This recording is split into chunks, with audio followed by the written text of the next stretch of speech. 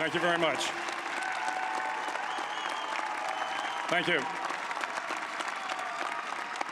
Well, thank you, President Powers, Provost Fenves, deans, members of the faculty, family and friends, and most importantly, the class of 2014. It is indeed an honor for me to be here tonight. It's been almost 37 years to the day that I graduated from UT. I remember a lot of things about that day. I remember I had a throbbing headache from a party the night before.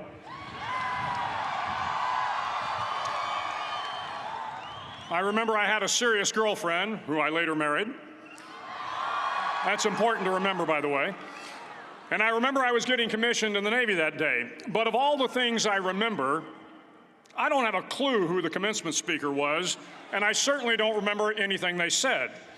So acknowledging that fact, if I can't make this commencement speech memorable, I will at least try to make it short. So the university's slogan is, what starts here changes the world. Well, I've got to admit, I kind of like it. What starts here changes the world. Tonight, there are almost 8,000 students, or there are more than 8,000 students graduated from UT. So that great paragon of analytical rigor, Ask.com, says that the average American will meet 10,000 people in their lifetime. 10,000 people, that's a lot of folks. But if every one of you changed the lives of just 10 people, and each one of those people changed the lives of another 10 people, and another 10, then in 5 generations, 125 years, the class of 2014 will have changed the lives of 800 million people. 800 million people. Think about it. Over twice the population of the United States. Go one more generation, and you can change the entire population of the world, 8 billion people.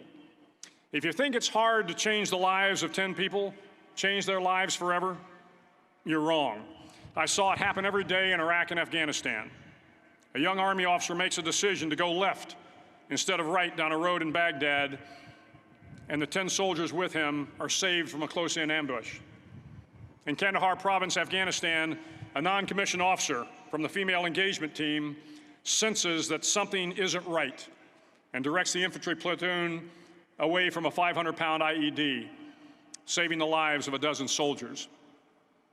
But if you think about it, not only were those soldiers saved by the decisions of one person, but their children were saved, and their children's children. Generations were saved by one decision, one person. But changing the world can happen anywhere, and anyone can do it. So what starts here can indeed change the world. But the question is, what will the world look like after you change it? Well, I'm confident that it will look much, much better. But if you'll humor this old sailor for just a moment, I have a few suggestions that may help you on your way to a better world. And while these lessons were learned during my time in the military, I can assure you that it matters not whether you ever served a day in uniform. It matters not your gender, your ethnic or religious background, your orientation, or your social status. Our struggles in this world are similar, and the lessons to overcome those struggles and to move forward, changing ourselves and changing the world around us, will apply equally to all. I've been a Navy SEAL for 36 years, but it all began when I left UT for basic SEAL training in Coronado, California. Basic SEAL training is 6 months of long, torturous runs in the soft sand, midnight swims in the cold water off San Diego, obstacle courses, unending calisthenics, days without sleep, and always being cold, wet, and miserable. It is 6 months of being constantly harassed by professionally trained warriors who seek to find the weak of mind and body and eliminate them from ever becoming a Navy SEAL. But the training also seeks to find those students who can lead in an environment of constant stress, chaos, failure, and hardships. To me, basic SEAL training was a lifetime of challenges crammed into 6 months. So here are the 10 lessons I learned from basic SEAL training that hopefully will be of value to you as you move forward in life. Every morning in SEAL training, my instructors, who at the time were all Vietnam veterans, would show up in my barracks room, and the first thing they'd do was inspect my bed. If you did it right, the corners would be square, the covers would be pulled tight, the pillow centered just under the headboard, and the extra blanket folded neatly at the foot of the rack. It was a simple task, mundane at best, but every morning we were required to make our bed to perfection. It seemed a little ridiculous at the time, particularly in light of the fact that we were aspiring to be real warriors, tough, battle-hardened SEALs. But the wisdom of this simple act has been proven to me many times over. If you make your bed every morning, you will have accomplished the first task of the day. It will give you a small sense of pride, and it will encourage you to do another task, and another, and another.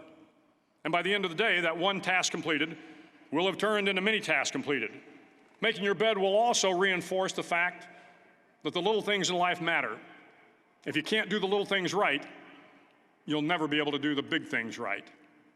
And if by chance you have a miserable day, you will come home to a bed that is made, that you made. And a made bed gives you encouragement that tomorrow will be better. So if you want to change the world, start off by making your bed. During SEAL training, the students are all broken down into boat crews. Each crew is 7 students, 3 on each side of a small rubber boat, and 1 coxswain to help guide the dinghy. Every day, your boat crew forms up on the beach and is instructed to get through the surf zone and paddle several miles down the coast. In the winter, the surf off San Diego can get to be 8 to 10 feet high, and it is exceedingly difficult to paddle through the plunging surf unless everyone digs in. Every paddle must be synchronized to the stroke count of the coxswain. Everyone must exert equal effort, or the boat will turn against the wave and be unceremoniously dumped back on the beach. For the boat to make it to its destination, everyone must paddle. You can't change the world alone. You will need some help. And to truly get from your starting point to your destination takes friends, colleagues, the goodwill of strangers, and a strong coxswain to guide you. If you want to change the world, find someone to help you paddle. Over a few weeks of difficult training, my SEAL class, which started with 150 men, was down to just 42. There were now 6 boat crews of 7 men each. I was in the boat with the tall guys, but the best boat crew we had was made up of the little guys, the Munchkin crew, we called them. No one was over 5'5". The Munchkin boat crew had 1 American Indian, 1 African American, 1 Polish American, 1 Greek American, 1 Italian American, and 2 tough kids from the Midwest. They out-paddled, outran, and outswam all the other boat crews. The big men in the other boat crews would always make good-natured fun of the tiny little flippers the Munchkins put on their tiny little feet prior to every swim. But somehow these little guys from every corner of the nation and the world always had the last laugh, swimming faster than everyone and reaching the shore long before the rest of us. SEAL training was a great equalizer. Nothing mattered but your will to succeed, not your color, not your ethnic background, not your education, not your social status. If you want to change the world, measure a person by the size of their heart, not by the size of their flippers. Several times a week, the instructors would line up the class and do a uniform inspection. It was exceptionally thorough. Your hat had to be perfectly starched, your uniform immaculately pressed, your belt buckle shiny and void of any smudges. But it seemed that no matter how much effort you put into starching your hat or pressing your uniform or polishing your belt buckle, it just wasn't good enough. The instructors would find something wrong. For failing the uniform inspection, the student had to run, fully clothed, into the surf zone, then wet from head to toe, roll around on the beach until every part of your body was covered with sand. The effect was known as a sugar cookie. You stayed in the uniform the rest of the day, cold, wet, and sandy. There were many a student who just couldn't accept the fact that all their efforts were in vain, that no matter how hard they tried to get the uniform right, it went unappreciated. Those students didn't make it through training. Those students didn't understand the purpose of the drill. You were never going to succeed. You were never going to have a perfect uniform. The instructors weren't going to allow it. Sometimes, no matter how well you prepare or how well you perform, you still end up as a sugar cookie. It's just the way life is sometimes. If you want to change the world, get over being a sugar cookie and keep moving forward. Every day during training, you were challenged with multiple physical events: long runs, long swims, obstacle courses, hours of calisthenics, something designed to test your mettle. Every event had standards, times you had to meet. If you failed to meet those times, those standards, your name was posted on a list, and at the end of the day, those on the list were invited to a circus. A circus was 2 hours of additional calisthenics, designed to wear you down, to break your spirit, to force you to quit. No one wanted a circus. A circus meant that for that day, you didn't measure up. A circus meant more fatigue, and more fatigue meant that the following day would be more difficult, and more circuses were likely. But at some time during SEAL training, everyone made the circus list. But an interesting thing happened to those who were constantly on the list. Over time, those students who did 2 hours of extra calisthenics got stronger and stronger. The pain of the circuses built inner strength and physical resiliency. Life is filled with circuses. You will fail. You will likely fail often. It will be painful. It will be discouraging. At times, it will test you to your very core. But if you want to change the world, don't be afraid of the circuses. At least twice a week, the trainees were required to run the obstacle course. The obstacle course contained 25 obstacles, including a 10-foot wall, a 30-foot cargo net, a barbed wire crawl, to name a few. But the most challenging obstacle was the slide for life. It had a 3-level, 30-foot tower at one end and a 1-level tower at the other. In between was a 200-foot-long rope. You had to climb the 3-tiered tower, and once at the top, you grabbed the rope, swung underneath the rope, and pulled yourself hand over hand until you got to the other end. The record for the obstacle course had stood for years when my class began in 1977. The record seemed unbeatable until one day a student decided to go down the slide for life head first. Instead of swinging his body underneath the rope and inching his way down, he bravely mounted the top of the rope and thrust himself forward. It was a dangerous move, seemingly foolish and fraught with risk. Failure could mean injury and being dropped from the course. Without hesitation, the student slid down the rope perilously fast. Instead of several minutes, it only took him half that time. And by the end of the course, he had broken the record. If you want to change the world, sometimes you have to slide down the obstacles head first. During the land warfare phase of training, the students are flown out to San Clemente Island, which lies off the coast of San Diego. The waters off San Clemente are a breeding ground for the great white sharks.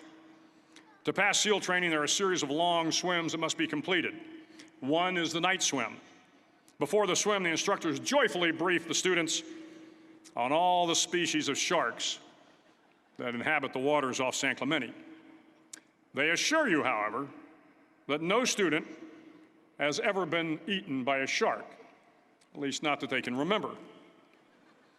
But you are also taught that if a shark begins to circle your position, stand your ground.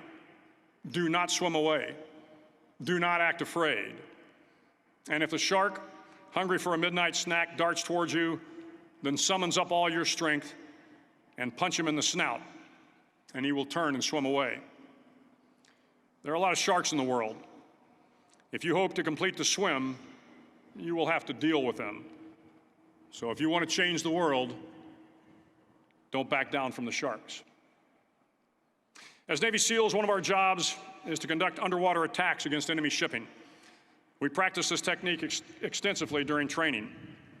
The ship attack mission is where a pair of SEAL divers is dropped off outside an enemy harbor and then swims well over 2 miles underwater, using nothing but a depth gauge and a compass to get to the target.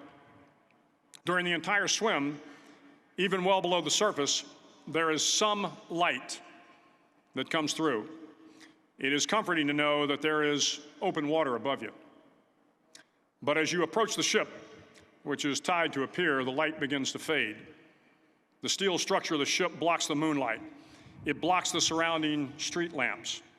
It blocks all ambient light. To be successful in your mission, you have to swim under the ship and find the keel, the center line, and the deepest part of the ship. This is your objective. But the keel is also the darkest part of the ship, where you cannot see your hand in front of your face, where the noise from the ship's machinery is deafening, and where it gets to be easily disoriented, and you can fail. Every SEAL knows that under the keel, at that darkest moment of the mission, is a time when you need to be calm, when you must be calm, when you must be composed, when all your tactical skills, your physical power, and your inner strength must be brought to bear. If you want to change the world, you must be your very best in the darkest moments. The 9th week of training is referred to as Hell Week. It is 6 days of no sleep, constant physical and mental harassment, and one special day at the Mud Flats.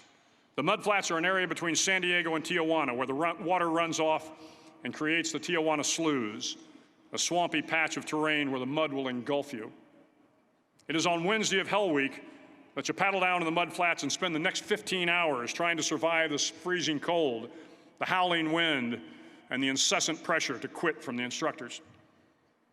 As the sun began to set that Wednesday evening, my training class, having committed some egregious infraction of the rules, was ordered into the mud. The mud consumed each man till there was nothing visible but our heads. The instructors told us we could leave the mud if only 5 men would quit. Only 5 men, just 5 men, and we could get out of the oppressive cold. Looking around the mud flat, it was apparent that some students were about to give up. It was still over 8 hours till the sun came up. 8 more hours of bone-chilling cold. The chattering teeth and the shivering moans of the trainees were so loud, it was hard to hear anything. And then one voice began to echo through the night. One voice raised in song. The song was terribly out of tune, but sung with great enthusiasm. One voice became 2, and 2 became 3, and before long, everyone in the class was singing. The instructors threatened us with more time in the mud if we kept up the singing, but the singing persisted. And somehow the mud seemed a little warmer, and the wind a little tamer, and the dawn not so far away. If I have learned anything in my time traveling the world, it is the power of hope, the power of one person, a Washington, a Lincoln, King, Mandela, and even a young girl from Pakistan, Malala. One person can change the world by giving people hope. So if you want to change the world, start singing when you're up to your neck in mud. Finally, in SEAL training, there's a bell. A brass bell that hangs in the center of the compound for all the students to see. All you have to do to quit is ring the bell. Ring the bell, and you no longer have to wake up at 5 o'clock. Ring the bell, and you no longer have to be in the freezing cold swims. Ring the bell, and you no longer have to do the runs, the obstacle course, the PT, and you no longer have to endure the hardships of training. All you have to do is ring the bell to get out. If you want to change the world, don't ever, ever ring the bell. To the class of 2014, you are moments away from graduating, moments away from beginning your journey through life, moments away from starting to change the world for the better. It will not be easy, but you are the class of 2014, the class that can affect the lives of 800 million people in the next century. Start each day with a task completed. Find someone to help you through life. Respect everyone. Know that life is not fair and that you will fail often. But if you take some risks, step up when the times are the toughest, face down the bullies, lift up the downtrodden, and never, ever give up. If you do these things, the next generation and the generations that follow will live in a world far better than the one we have today. And what started here will indeed have changed the world for the better. Thank you very much. Hook 'em horns.